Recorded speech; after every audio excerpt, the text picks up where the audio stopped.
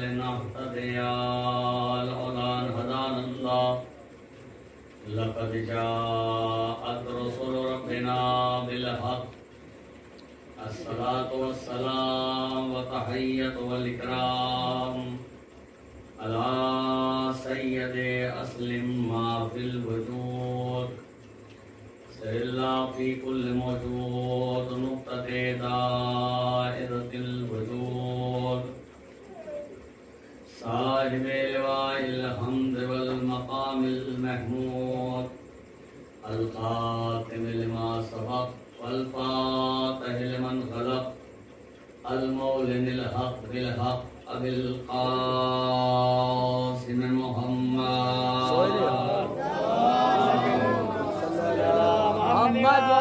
محمد الصلاة والسلام على ياسوب الدين والإيمان باب الأمن والأمان بالإيمان مصداق مرج البحرين يلتقيان الإمام المظفر والشجاع الغضنفر وقاسم طوبى والصخر أبي شبير شبر والحامل باب خيبر والساقي حوزن الكوثر الذي سمت أمه حيدر الإمام المختار صاحب ذو الفقار مصداق قول النبي المختار لأوتين الرائق غدا رجلا كرارا غير فرار وآله الطيبين الطاهرين المعصومين المنتخبين المنتجبين ولعنة الله على أعدائهم أجمعين من يومنا هذا إلى قيامه يوم الدين أما بعد وقد قال سبحانه وتعالى في محكم كتابه وأحسن كتابه وقوله الحق بسم الله الرحمن الرحيم صلوات اللهم صل على محمد وآل محمد محبان اہل بیت علیہم السلام اور معزز سامعین اکرام صوباران سرکار سید الشہداء اور ماتم داران ماہ مظلوم کربلا، آپ کی پاکیزہ سماعت کے حوالے قرآن مجید کی اس آیت کو تلاوت کرنے کا شرف حاصل کیا کہ جسے اللہ نے قرآن مجید کے 113 سورہ کا آغاز جس آیت سے اللہ نے کیا، اس آیت کو بسم اللہ الرحمن الرحیم ہے۔ اللہ نے قرآن مجید کے 114 سوروں میں سے 113 سوروں کا آغاز بسم اللہ کے ذریعے سے کیا، اور ایک سورہ ہے کہ جس میں آغاز میں اللہ نے جس کے بسم اللہ نہیں رکھی وہ ہے سورہ توبہ، سورہ برات، یہ سورہ توبہ بھی کہا جاتا ہے۔ لیکن اللہ کو قرآن مجید کا وزن توازن برقرار رکھنا تھا، لہذا اللہ نے سورہ برات میں بسم اللہ نہ رکھے، سورہ نمل میں اللہ نے 2 بسم اللہ رکھی، تاکہ جتنے قرآن مجید کے سورے ہیں اتنے ہی قرآن مجید میں بسم اللہ ہونا چاہیے۔ تو اللہ نے قرآن مجید کے ہر سورے کا آغاز ایک سورے کو چھوڑ کر باقی تمام سورے کا آغاز بسم اللہ الرحمن الرحیم سے کیا، اور یہ ہر سورے کا جز ہے، ہر سورے کا جز ہے۔ ہمارے یہاں بغیر بسم اللہ کے آپ قرآن کی تلاوت نہیں کر سکتے، دوسرے اور جو فرقے ہیں ان کے یہاں وہ جز نہیں مانتے، لیکن ہمارے یہاں ہر سورے کا جز ہے۔ آپ بسم اللہ پڑھیں گے تو سورہ قرآن کا سورہ شروع کریں گے، اور جس سورے میں بسم اللہ نہیں ہے وہاں بھی آپ کو کچھ نہ کچھ پڑھنے کے لیے دیا گیا ہے، اور سورے کا جب آغاز کریں گے تو کہیں گے بسم اللہ الرحمن الرحیم، لیکن جب سورہ برات سورہ توبہ کا آغاز کریں گے تو کہیں گے اعوذ باللہ من غضب الجبار۔ یعنی سورہ برات کے لیے بھی اللہ نے ایک دعا رکھی، ایک آیت رکھی کہ اسے جب آپ سورہ توبہ پڑھیں تو آپ اس سے پہلے یہ کہیں اعوذ باللہ من غضب الجبار، جہاں ہر سورے کا آغاز اللہ نے بسم اللہ سے کیا۔ اور بسم اللہ کیا ہے؟ بسم اللہ سب جانتے ہیں، صرف اشارہ کرنا ہے اور مجھے ایک منزل تک لانا ہے آپ کو۔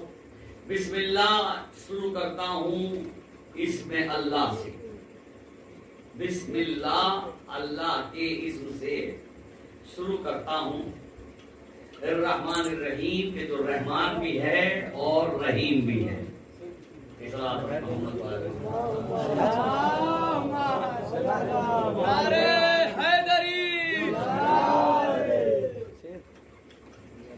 اور صلوات پڑھتے محمد والے۔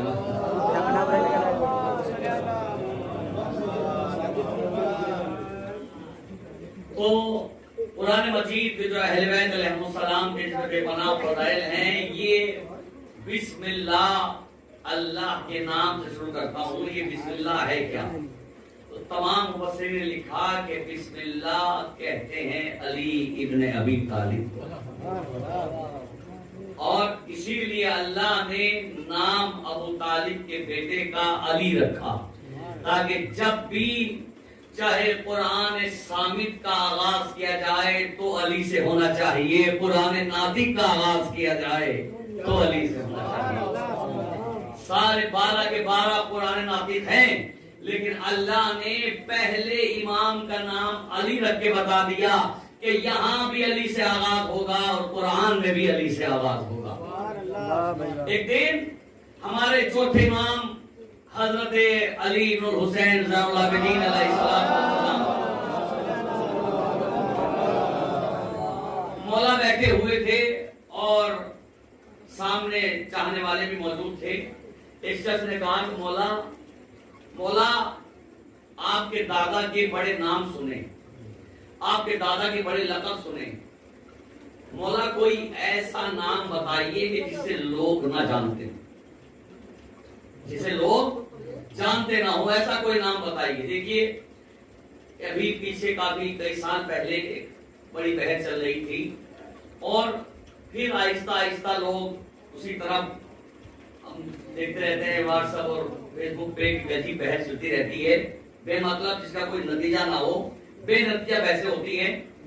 تو ایک گروپ پر بحث چل رہی تھی کہ علی جزو اذان ہے یا نہیں، جو ہم اذان میں کہتے ہیں اشہد ان علی ولی اللہ، کہ یہ علی ولی اللہ کہنا جزو اذان ہے نہیں۔ بھی میں نے پورا گروپ سے تمام اسے کلیئر کیا ہے، گروپ کو، اس پہ اتنا میسج ہو گئے تھے، تو اس پہ تقریباً اس کو 27 مجتہدین کے فتوے، اس پہ 27 مجتہدین کے فتوے تھے مہر کے ساتھ، جو کسی نے ڈالے تھے اس گروپ پر، کہ جس میں بڑے بڑے مجتہدین نے یہ لکھا ہے کہ علی ولی اللہ ہی نہیں بلکہ اولاد علی، یعنی جہاں تک امامت گئی ہے سب کا نام اذان میں لینا مستحب ہے، صرف مولائے کائنات نہیں۔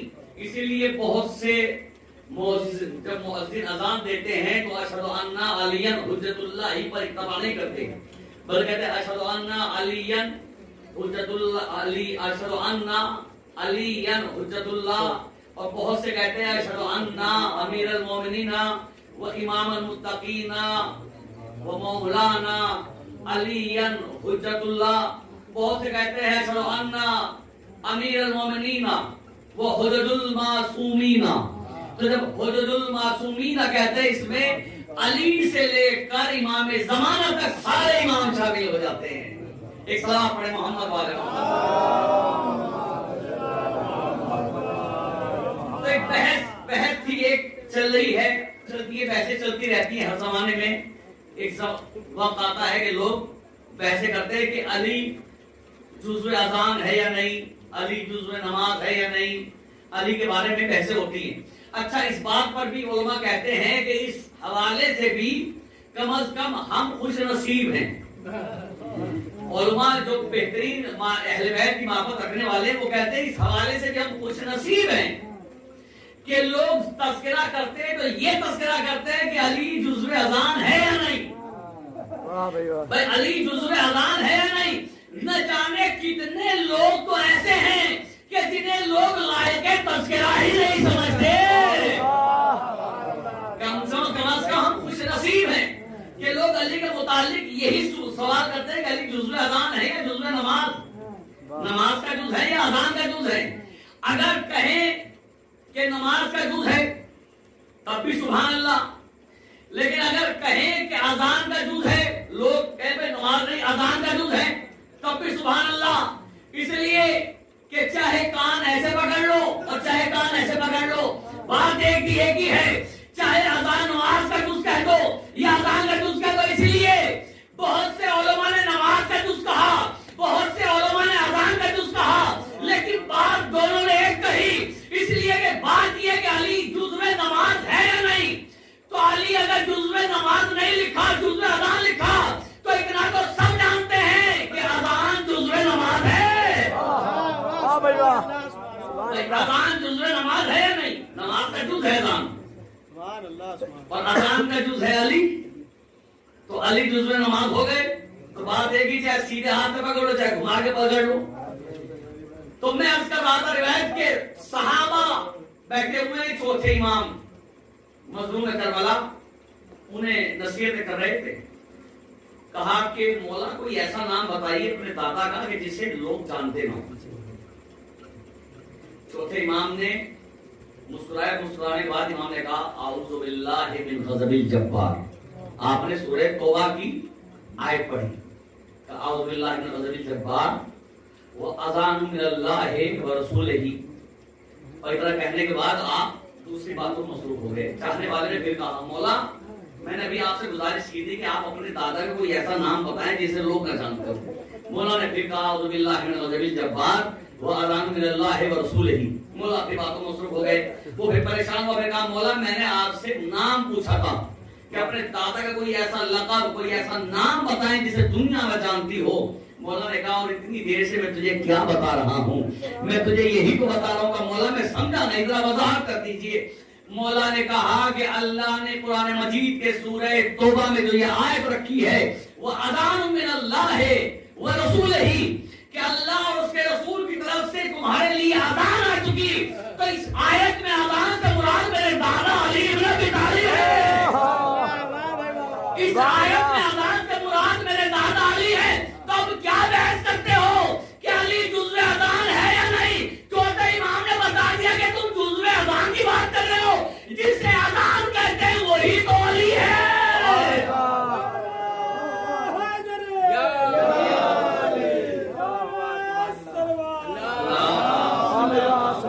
سبحان اللہ.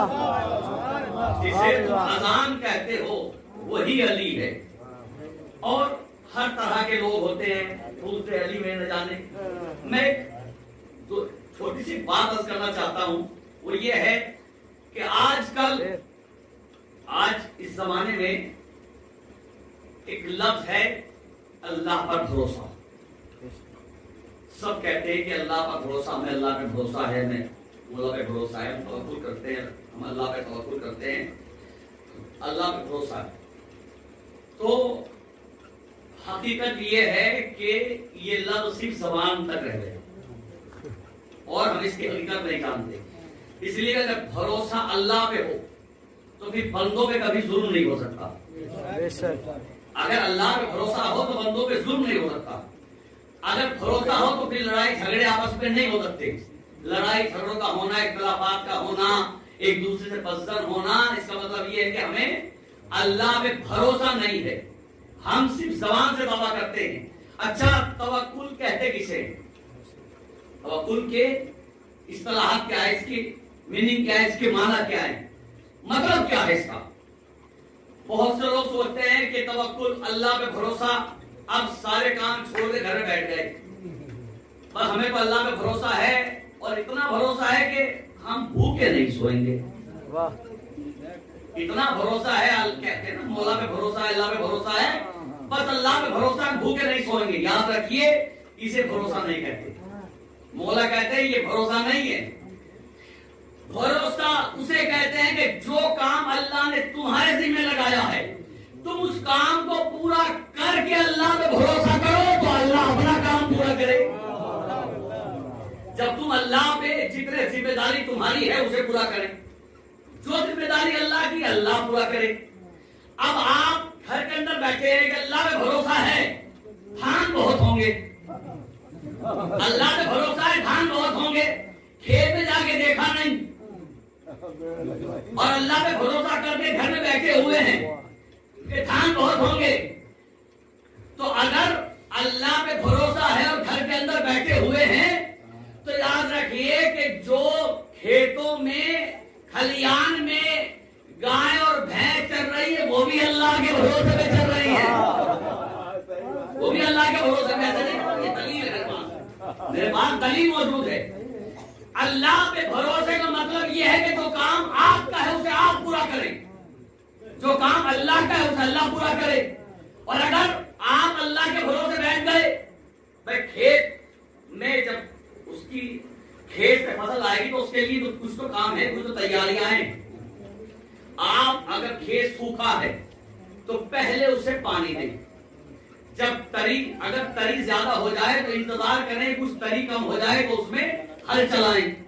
جب ہل چلانے کے بعد کھیت برابر ہو جائے تو اس پہ سہاگا پھیریں یعنی جب برابر کریں. کچھ لوگ پہلے سہاگا پھیرتے ہیں پھر دانا ڈالتے ہیں پھر سہاگا پھیرتے ہیں. لیکن کچھ لوگ ہل چلانے کے بعد دانا ڈالتے ہیں پھر سہاگا پھیرتے ہیں تاکہ دانا نیچے دب جائے. جو بھی یہ ہر چیز کے کچھ قانون ہوتے ہیں. یہ کھیتی کے قانون ہے کہ آپ کھیت میں دانا ڈال رہے ہیں تو دانا ڈالنے کے بعد سہاگا پھیرے. کیوں؟ اس لیے کہ جو دانا ڈالا ہے وہ زمین مٹی کے نیچے دب جائے. چونکہ آپ نے مٹی کے حوالے کیا ہے اللہ پہ بھروسہ کر کے. لیکن اللہ کے بھروسے پر تمام پرندے بھی انتظار میں بیٹھے ہوئے ہیں. پرندے بھی اللہ کے انتظار میں ہیں. تو آپ اپنی ذمہ داری کو پورا کریں. مٹی ڈالیں اور اس کے بعد جب اس میں سے پودا نکل آئے تو پانی دیں تاکہ فصل اچھی ہو. اور صرف اتنا ہی کافی نہیں ہے آپ کے علاقے کے لیے اور ہر علاقے کے لیے قانون کہیں بڑھ جاتے ہیں کوئی کم ہو جاتے ہیں. آپ کے یہاں گائے بھینس پالنے کا شوق سب کو ہے لیکن کھلاتے اپنا نہیں دوسروں کا کھلاتے ہیں. تو جنہیں یہ بھی ذمہ داری ہے کسان کی کہ پھر اس کی رکھوالی بھی کرے. جا کر اسے دیکھے کسی گائے تو نہیں چل گئی بکری تو نہیں چل گئی بھینس تو نہیں چل گئی.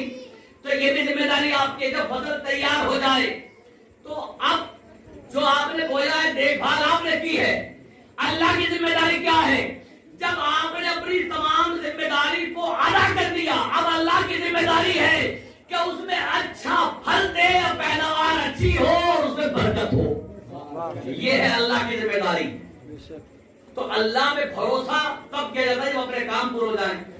مثال دے دوں تاریخ کے حوالے سے. حضرت رسول خدا صلی اللہ علیہ وآلہ وسلم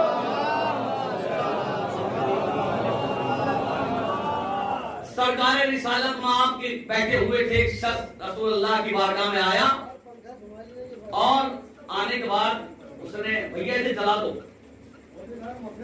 ادھر آ جاؤ آ جاؤ. نعرہ حیدری نعرہ صلوات. یا تو پہلے سے جلتی نہیں اب جل رہی ہے تو اسے پوچھنے سے بالکل ایسا کا اندھیرا ہو گیا کیونکہ آنکھیں جو ہے وہ آدھی ہو گئی. سلام پڑھے محمد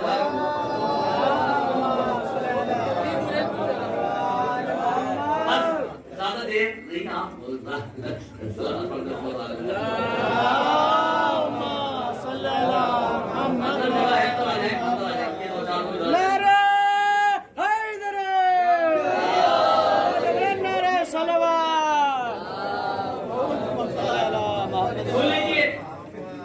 خدمت رسالت مآب میں آئے اور آنے کے بعد بیٹھ گئے.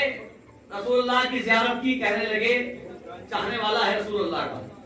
کہتے ہیں اللہ کے رسول بس میں صحرا میں تھا اپنی بکریاں چلا رہا تھا. اچانک آپ کی زیارت کا شوق بیدار ہوا تو اپنے تمام بکریاں، بھیڑ بکریاں، ریوڑ کو اللہ کے بھروسے چھوڑ کر آپ کی زیارت کے لیے آ گیا۔ رسول اللہ نے کہا کہ بندہ خدا، یہ تو نے کیا کیا؟ کہ اللہ کے رسول، آپ کی زیارت کا شوق پیدا ہوا تھا، اس لیے سب کچھ اللہ کے بھروسے چھوڑ کر چلا آیا۔ یہ میں ہوا میں بات کریں، رسول اللہ کہہ رہے ہیں، رسول اللہ کا بندہ خدا، اگر تو اپنی بکریاں اور دمبے اللہ کے بھروسے چھوڑ کر آیا ہے تو اسی جنگل میں بھیڑیے میں تو اللہ کے بھروسے پھر رہے ہیں۔ اللہ کے بھروسے تو نے کیوں چھوڑایا؟ کہ جا اپنی بھیڑ اور بکریوں کی حفاظت کر۔ اس کا نام اللہ کا بھروسہ نہیں ہے، بلکہ اپنے سارے کام انجام دینے کے بعد اللہ کا بھروسہ کیا جاتا ہے۔ ایک اور مثال ملتی ہے تاریخ کے اندر کہ مولا چھٹے امام حضرت امام جعفر صادق علیہ السلام، امام کا چاہنے والا، بہت زیادہ محبت کرنے والا مولا سے، کئی دور سے امام کی زیارت کے لیے آیا اونٹ پر سوار ہو کر، اور جب مدینے پہنچا چھٹے امام کی بارگاہ میں تو شوق زیارت میں اونٹ کو بٹھایا بھی نہیں، کھڑے کھڑے اونٹ سے نیچے کودا اور دوڑ کر امام کے پاس پہنچ گیا۔ امام مسجد میں بیٹھے ہوئے تھے، امام کی بارگاہ میں آ گیا، امام کے قدموں کو بوسہ دیا، بیٹھا رہا۔ مولا نے کہا کہ بہت دور سے آئے گا مولا، بڑی دور سے آپ کی زیارت کے لیے آیا ہوں، اور اب مجھ سے اتنا بھی برداشت نہیں ہوا کہ میں اپنے اونٹ کو بٹھاتا، اسے باندھتا، تب آپ کی بارگاہ میں آتا۔ مولا نے کہا جب تیری زیارت قبول ہوئی پہلے جا کے اپنے اونٹ کو سنبھال، پہلے جا کے اپنے اونٹ کو سنبھال۔ کہا مولا اسے اللہ کے بھروسے چھوڑایا۔ مولا نے کہا یاد رکھ یہ اللہ کا بھروسہ نہیں ہے، اللہ کا بھروسہ تب ہوتا جب اونٹ کو مضبوط رسی سے باندھتا، مضبوط رسی کو کسی مضبوط درخت سے باندھتا، تب اللہ کے بھروسے میں آتا۔ تو نہیں جانتا، تو کھلا چھوڑایا۔ یہ وہ مدینہ ہے کہ جہاں بندھے ہوئے اونٹ غائب ہو جاتے ہیں۔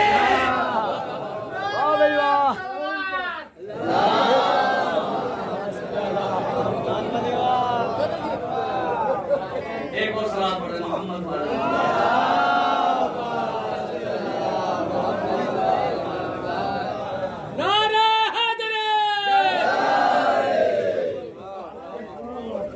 اللہ پر بھروسہ کرنا، اللہ پر توکل کرنا تب یہ پورے معنوں میں ہوگا جب جو کام آپ کا ہے آپ کریں، جو کام مولا کا ہے مولا کرے، جو کام خدا کا ہے وہ خدا کرے۔ لیکن اگر آپ اپنے کاموں کو انجام نہیں دیں گے تو یہ خدا پر بھروسہ نہیں کہلاتا بلکہ بے وقوفی کہلاتی ہے، اور بے وقوفی کا اسلام میں کوئی جگہ نہیں۔ پہلے آپ اپنے کام پورے کریں تاکہ پروردگار عالم آپ کو جزا دے۔ جب آپ نے اپنے کام ہی پورے نہیں کیے اور اللہ پہ بھروسہ کرے، گھر کے اندر بیٹھے ہیں، ہر مولا کہہ رہے ہیں، موہی مولا آج مثال بیان کی جاتی ہے، یہ میرے مولا کا جملہ ہے۔ مولا نے فرمایا حرکت میں برکت ہے، یہ مولا کے نہج بلاغہ میں جملہ ہے۔ مولا کہتے ہیں حرکت میں برکت ہے، اگر آپ کچھ کریں گے تو اللہ برکت دے گا، لیکن جب حرکت ہی نہیں ہے تو برکت کہاں سے آ جائے گا۔ اب حرکت کے بھی کئی معنی لیے جاتے ہیں۔ ایک وہ حرکت ہے کہ جو نیک ہے، ایک وہ حرکت ہے کہ جو بد ہے۔ تو حرکت بھی کرو تو نیک والی حرکت کرو، بد والی حرکت نہ کرو۔ اس لیے کہ لوگ اسے بھی مثال جب دیتے ہیں تو دو طرح سے دیتے ہیں۔ تو جو مولا نے جس معنی میں استعمال کیا اس معنی میں استعمال کریں کہ حرکت کریں، یعنی اپنے آپ کو محنت کریں، کوشش کریں، اور جب محنت اور کوشش کریں گے تو پروردگار عالم آپ کو اس کی سزا دے گا۔ صلاۃ پڑھیں محمد والے۔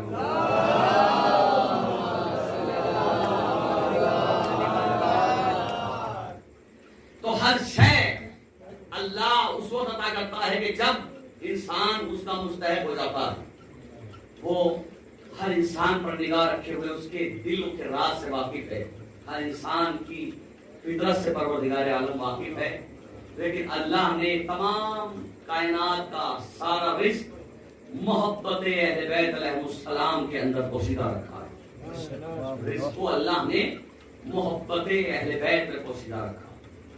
جو اہل بیت علیہ السلام سے محبت کرتا ہے پروردگار عالم اسے رزق کثیر دیتا ہے۔ بہت سے لوگ کہتے ہیں کہ بھائی یہ حدیث ہم نے سنی تو بہت مرتبہ ہے، لیکن بہت سی جگہ یہ حدیث ثابت نہیں آتی، اس لیے کہ اہل بیت کے بڑے بڑے چاہنے والے بھی ہیں جو غریب ہیں۔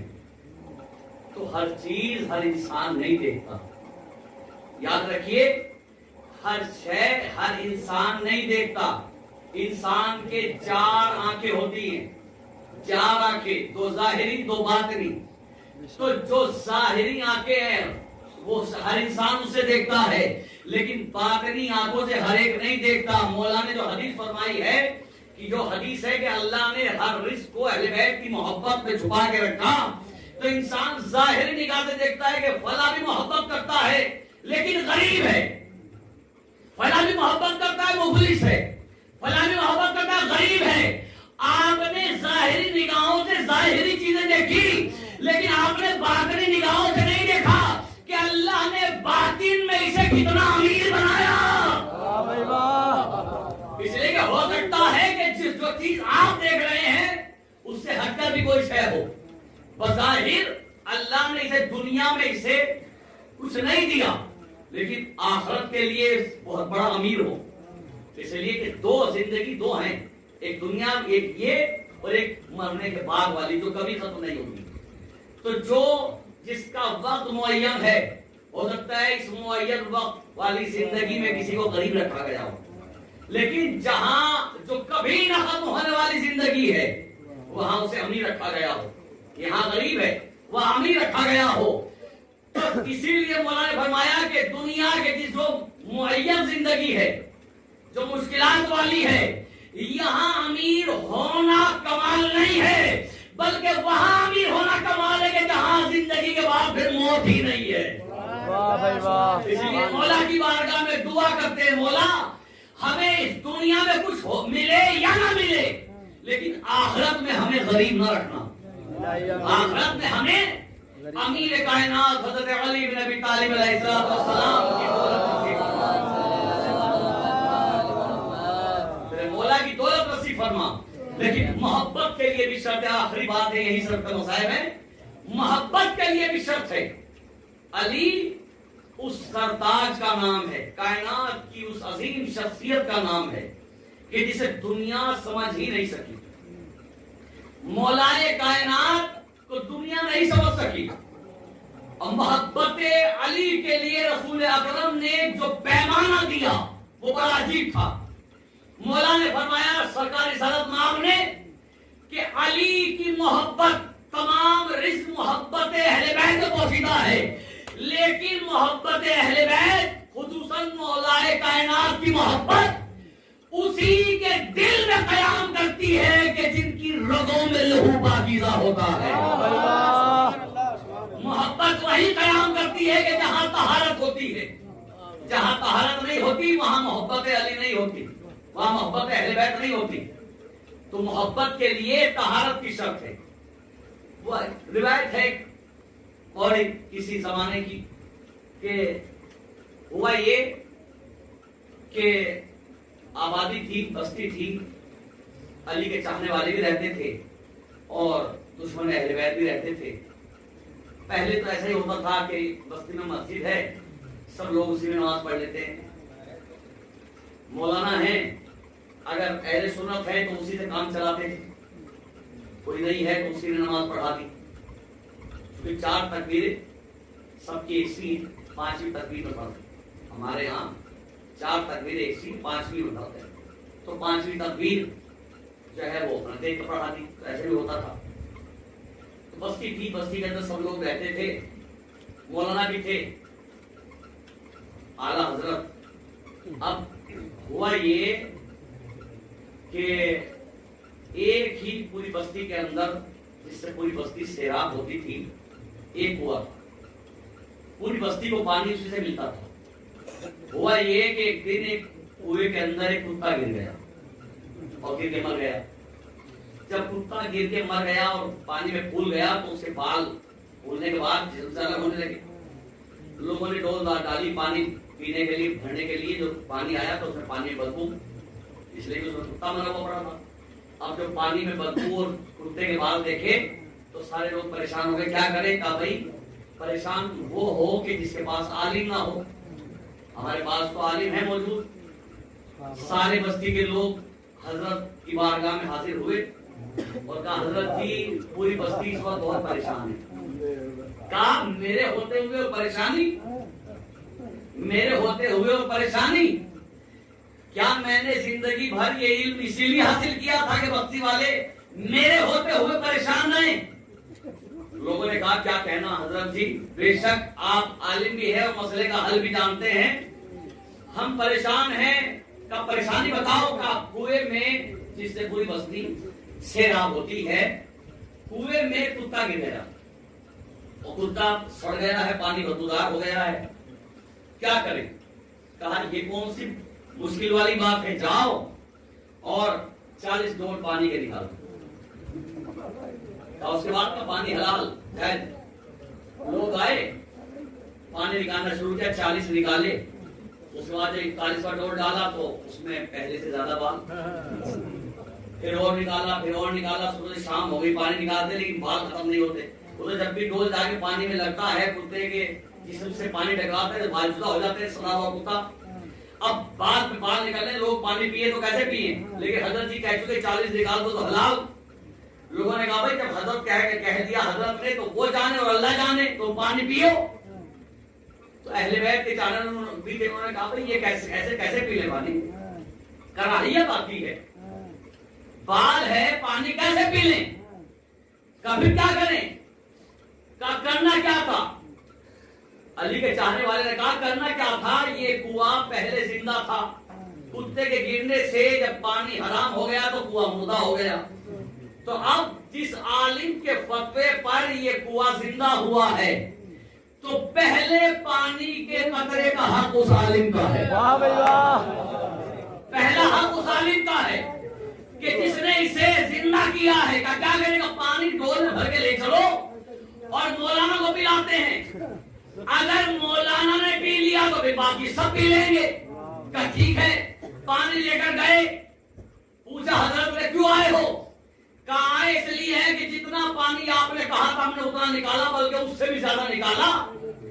اور اب چونکہ کنواں زندہ ہو گیا، مر چکا تھا، زندہ ہو گیا، پینے لائق پانی ہو گیا، تو سوچتے ہیں پہلے آپ جیسی مبارک شخصیت کو پانی پلائیں تاکہ سب کے لیے شرف کی بات ہو.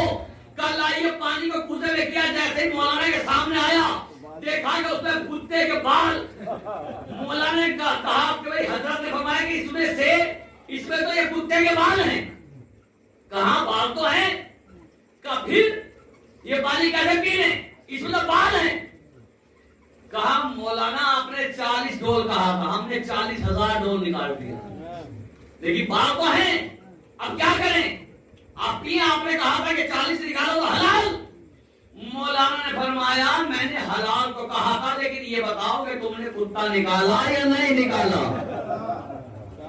تم نے کنویں سے کتا بھی نکالا یا نہیں نکالا؟ بہت توجہ چاہتا ہوں. کہا مولانا آپ نے کتا نکالنے کے لیے کب کہا تھا؟ آپ نے تو پانی نکالنے کے لیے کہا تھا. مولانا نے فرمایا بے وقوفو، جب تک اصل نجاست نہ نکلے گی پانی پاک نہ ہوگا. واہ بھائی واہ. جب تک اصل نجاست نہ نکلے گی، جب تک کتا پانی سے نہیں نکلے گا، کنواں پاک نہیں ہوگا.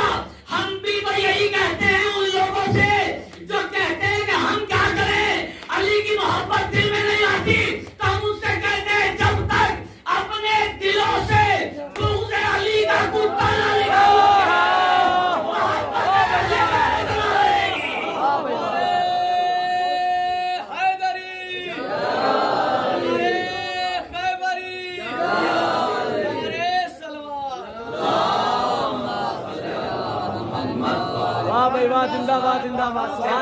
اپنے دلوں سے بغض علی کا کتا نہیں نکالیں گے تب تک اہل بیت کی محبت نہیں آ سکتی. اس لیے کہ محبت کے لیے پاکیزہ ضرب کی ضرورت ہے. ناپاک ضرب میں محبت علی نہیں آتی. اسی لیے اس محبت کو عظیم کہا گیا، اس محبت کو بہت اعلیٰ کہا گیا. سب کچھ اس محبت علی کے صدقے میں جس کی بھی انسان جس شے کی بھی خواہش کرتا ہے جو اللہ کی جانب سے ملنے والی ہے، ہر شے کو اللہ نے علی کی محبت کے اندر رکھا. کیونکہ مجھے حکم ہوا ہے کہ مسائل جو ہے وہ آپ تھوڑے زیادہ پڑھیے گا، چاہے فضائل کم پڑھیں. اور مسائل میں بھی حکم ہوا ہے مجھے ایک عظیم شخصیت کے حوالے سے کہ میں ان کے مسائل آپ کی خدمت میں عرض کروں. علی کائنات کی اس شخصیت کا نام ہے کہ اللہ نے جس کو عمود دین کہا، دین کی بنیاد کہا. اگر علی نہ ہوتے تو دین کی بنیادیں ختم ہو جاتی، دین کی دیواریں گر جاتی. مولا علی کی وجہ سے آج دین اتنی مضبوط بنیادوں پہ کھڑا ہوا. لیکن اس دین کی بنیادوں کے لیے مولا علی نے بڑی قربانی دی. میرے مولا نے اس دین کی مضبوطی کے لیے ایک سے ایک عظیم قربانی پیش کی. شب شہادت ہے جو معصوم کی، اور یہ شب بڑی عظیم شب ہے اس لیے کہ اس شب میں آپ کو ایک ہی بیوی کو دونوں پرسے دینے ہیں. یہ شب تو اس بیوی کو پرسا دینا ہے کہ جو باپ کا پرسا لینے کے لیے بھی آئی ہے اور اپنے لفظ جگر کا پرسا لینے کے لیے بھی آئی ہے. دونوں معصومین شہادت نہیں پڑھتے، لیکن ایک فقرہ کہہ کر مجھے قریب زمان کے حوالے سے مجلس کو پڑھنا ہے. لیکن یہ شب پرسا ہم شہزادے کی خدمت میں ان کے بابا کا پیش کرتے ہیں، ان کے لفظ جگر حضرت امام حسن کا پرسا پیش کرتے ہیں. اس لیے کہ بی بی بڑی مظلومہ ہے، بہت مظلومہ بی بی ہے. مولائے کائنات نے اپنی پوری نسل اسلام کے اوپر قربان کی. بعد رسول مولائے کائنات نے صبر کا وہ مظاہرہ کیا کہ کائنات میں کوئی بھی بہادر ایسا صبر کا مظاہرہ نہیں کر سکتا. علی جیسی شخصیت کے لیے کیا کوئی سوچ سکتا ہے؟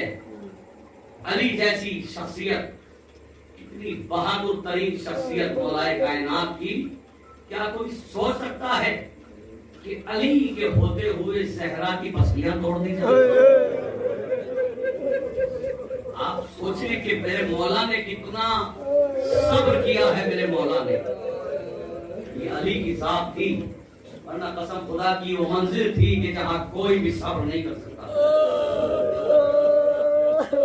جہاں کوئی صبر نہیں کر سکتا تھا.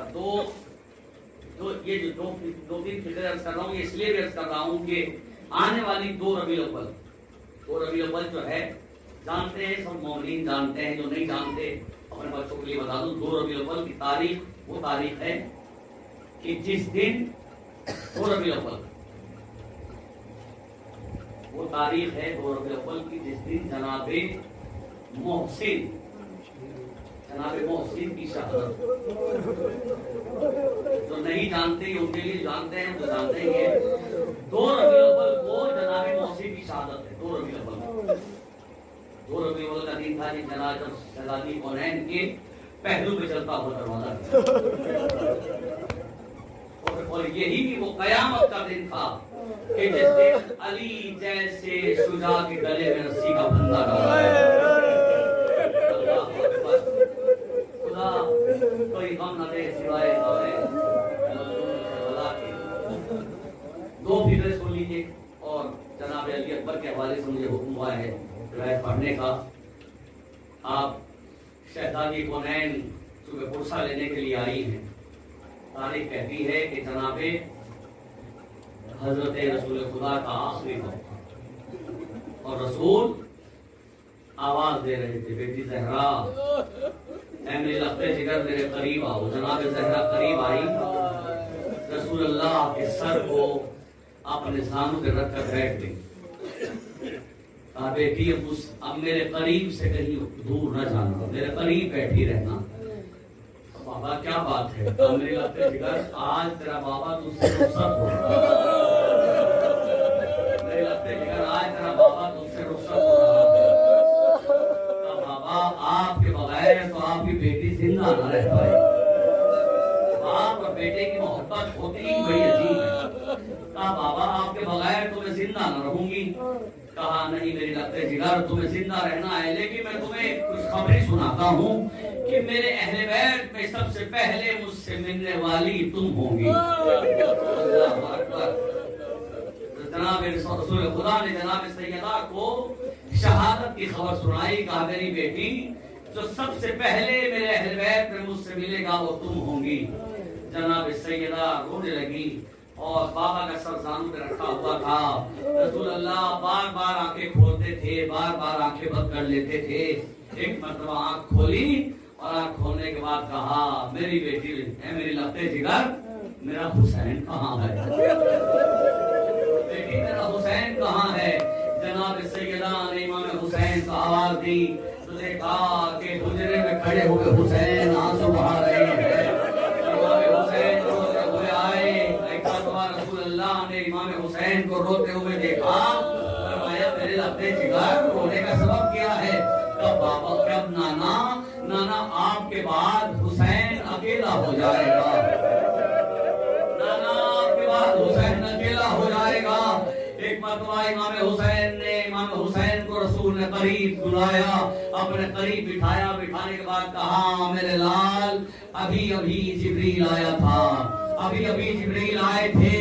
कहा नाना क्या कहकर गए? कहा मेरे लाल जिब्रील कहकर गए हैं अल्लाह के रसूल बाप का आखिरी वक्त है, आप हुसैन से पूछ लीजिए कि आलम अरवाह में जो वादा किया था वादा याद है या नहीं? मेरे लाल तुमने आलम अरवाह में जो वादा किया था उस वादे को निभाओगे?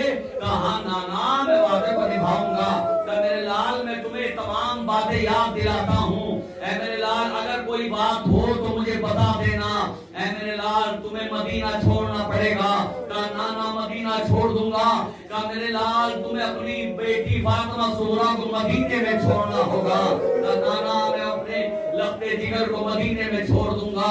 अपने अजीज और अकारीब और तमाम अहल अयाल को लेकर दबती हुई धूप में सफर करना होगा। कहा नाना मैं अपने आल औलाद को लेकर दबती हुई धूप में सफर कर लूंगा। मेरे लाल तुम्हें हज को उम्रे से बदलना होगा। कहा नाना हज को उम्रे से बदल दूंगा। कहा मेरे लाल राह में मुस्लिम की शहादत की खबर आएगी,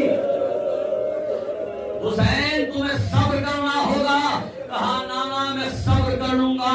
अदादारो रसूल अल्लाह एक एक बात याद दिला रहे हैं, यहाँ तक के रसूल ने कहा मेरे लाल 2 मुहर्रम को करबला में वारिद होंगे, किनारे से खेमे हटाना होंगे। का नाना खेमे हटा लूंगा। मेरे लाल तुम पे पानी बंद किया जाएगा। का नाना मैं सब्र कर लूंगा। मेरे लाल बच्चों की अलबस की सदाएं मेरे लाल सदाएं बुलंद होंगी। का नाना मैं बर्दाश्त कर लूंगा। इमाम हुसैन को एक खबर दे रहे हैं अदादारो।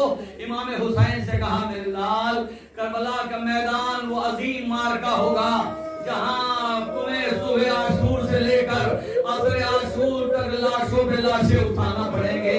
नाना मैं एक एक का लाशा ले आऊंगा। मेरे लाल हुसैन हबीब का लाशा उठाना होगा, मुस्लिम इब्न औफिया का लाशा उठाना होगा, ज़ुहरकैन का लाशा उठाना होगा, हुर्र दिलावर का लाशा उठाना होगा, शबीब शागिरी का लाशा आबिस का लाशा उठाना होगा। इमाम हुसैन एक एक का इकरार करते चले गए। उसके बाद इमाम हुसैन से रसूल अल्लाह ने कहा ऐ मेरे लाल हुसैन अरे जरा मुझे सहारा देकर बिठा दो।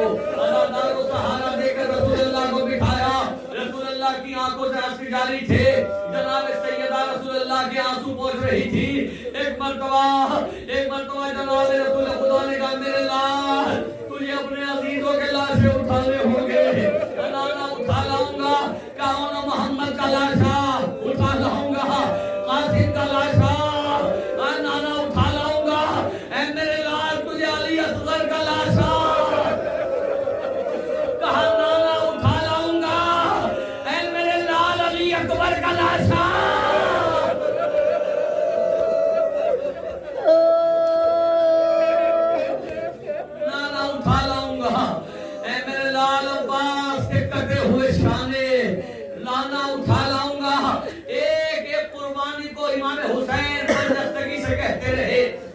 میں یہ قربانی بھی دے دوں گا، نانا میں یہ قربانی بھی دے دوں گا، میرے لال تجھے سر کٹانا ہوگا، کہا نانا میں سر کٹا لوں گا، میرے لال ارے تیری شہادت کے بعد تیرا سر نو کے نیزہ پہ بلند ہوگا، کہا نانا اپنے سر کو نو کے نیزہ پہ بلند کرا لوں گا، اے نانا گواہ رہنا، ارے میں کٹے ہوئے سر سے قرآن کی تلاوت کروں گا، کہا میرے لال مرحبا، لیکن میرے لال تیری شہادت سے بھی اسلام نہ بچے گا، اے میرے لال تیری لاش کو پامال کیا جائے گا، کہا نانا میں برداشت کر لوں گا۔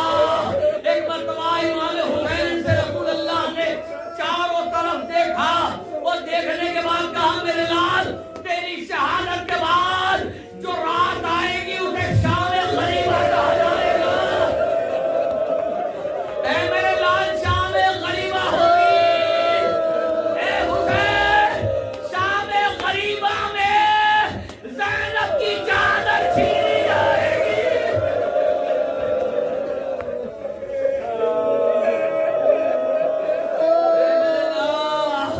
ارے زینب کی چادر چھینی جائے گی۔ تاریخ لکھتی ہے جیسے ہی رسول اللہ نے یہ کہا امام حسین خاموش ہو گئے، حسین پر سکتہ طاری ہوا، ابھی حسین خاموش تھے کہ حجرے کا دروازہ کھلا، ایک چھوٹی سی بچی سر پہ چادر ڈالے ہوئے دوڑتی ہوئی آئی، بھائی کے گلے میں باہیں ڈال کر کہا بھیا نانا سے کہہ دیجئے چادر دے دوں گا،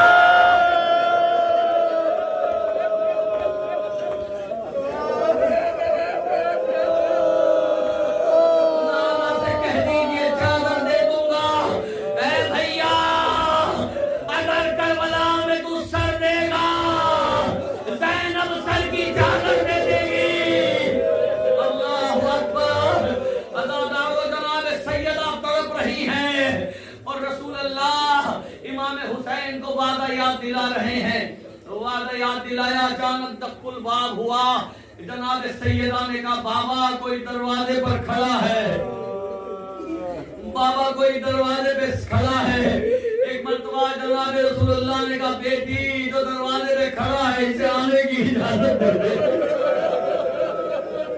اے میری لمبے جگر اسے آنے کی اجازت دے دے، بیٹی یہ تیرے در کا شرف ہے ورنہ یہ کسی دروازے پہ نہیں رکتا، بابا یہ کون ہے؟ کہا یہ ملک الموت، اے بیٹا تیرے بابا کی روح قبض کرنے آیا ہے، ادادار و جناب سیدہ نے کہا بابا آپ کے بعد میں کیسے زندہ رہوں گی، ادادار و جناب سیدہ نے اجازت دی، ملک الموت گھر میں داخل ہوا، گھر میں داخل ہونے کے بعد تاریخ کہتی ہے ملک الموت نے روح قبض کرنے سے پہلے سیدہ کو پوسا دیا، سیدہ کی بارگاہ میں پوسا پیش کیا، اور اس کے بعد رسول اللہ کی اجازت سے روح کو قبض کیا، جناب رسول اللہ کی وفات ہو گئی، بس ایک فقرہ ہے رسول اللہ کی وفات ہو گئی، تاریخ کہتی ہے کہ جناب سیدہ بعد رسول جتنے دن میں زندہ رہی انتظار کرتی رہی کہ امت میں کوئی آگے پرسہ پیش کرے، میں کہوں گا بی بی ارے آپ کے حسین کے چاہنے والے آپ کی بارگاہ میں پرسہ پیش کرنے کے لیے آئے ہیں، بی بی بابا کا پرسہ قبول کرو،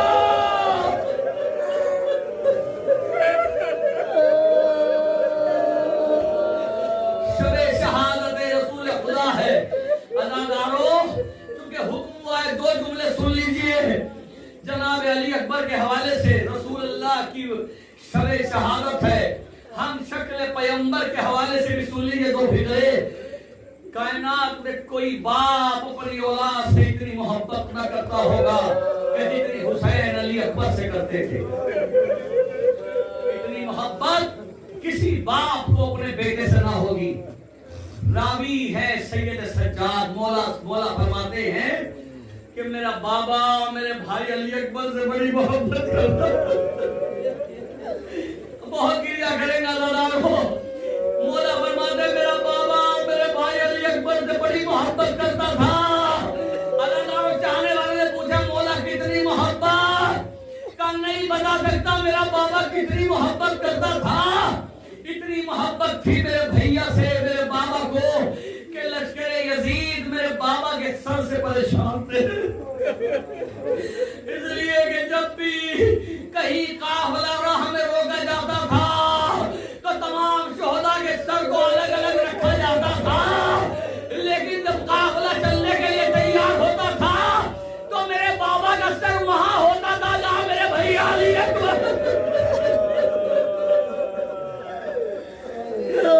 मेरे बाबा का सर मेरे भैया अली अकबर के पास होता था। शिमरे मलऊन ने हुक्म दिया कि अब इसके बाद तमाम सरों को संदूकों में बंद करके रखा करो, अकबर का सर अलग रखना, हुसैन का सर अलग रखना। अदादारों अलग अलग संदूक में सरों को बंद किया गया। मौला सैयद सज्जाद कहते हैं कि जब काफिला चलने के लिए तैयार हुआ तो सबसे पहले मेरे बाबा के सर की संदूक में था, उस संदूक को खोला गया तो क्या देखा कि संदूक में मेरे बाबा का सर नहीं है। शिमरे मलऊन ताजियाना लहराता हुआ मेरे करीब आया और शिमरे मलऊन ने मेरे ताजियाने बरसाए और कहा कि बताओ तुम्हारे बाबा का सर कहाँ गया। मैंने कहा जालिम, अरे मुझे छोड़ दे, मेरे बाबा का सर मेरे भैया अली अकबर के पास होगा।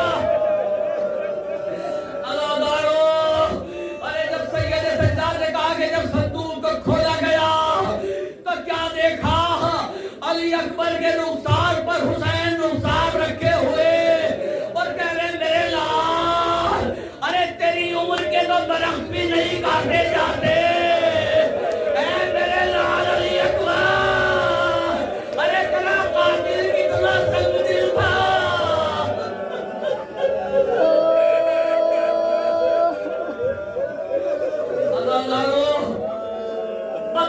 और इबादत तमाम मौला सैयद सज्जाद फरमाते हैं कि काफिला चलता था तो सरों को नोके नेज़ा में बुलंद कर दिया जाता था। अगर आपने महसूस कर लिया तो मर जाने के लिए काफी है।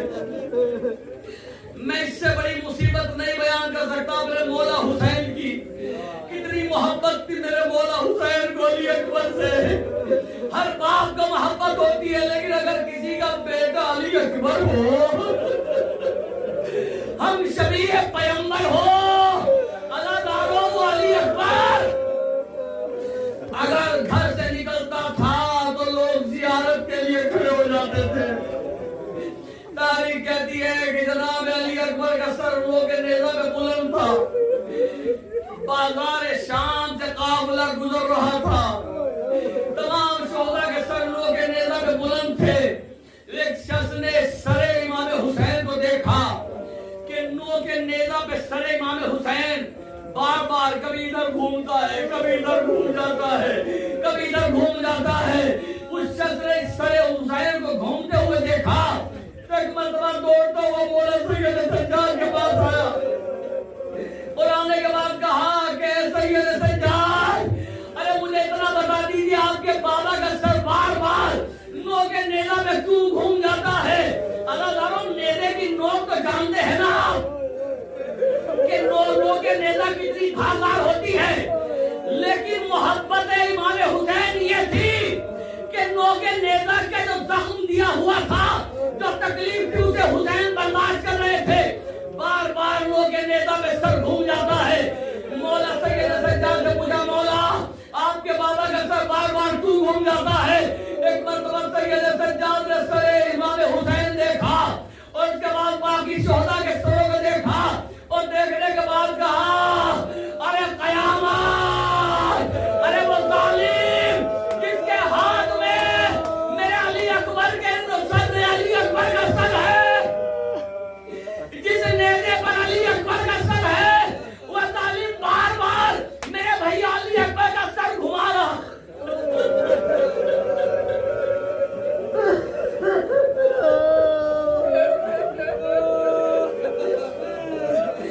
मौला सैयद सज्जाद फरमाते वो जालिम, अरे जिसके हाथ में वो नेज़ा है, जिस पे अली अकबर का सर है, वो उसे बार बार घुमा देता है।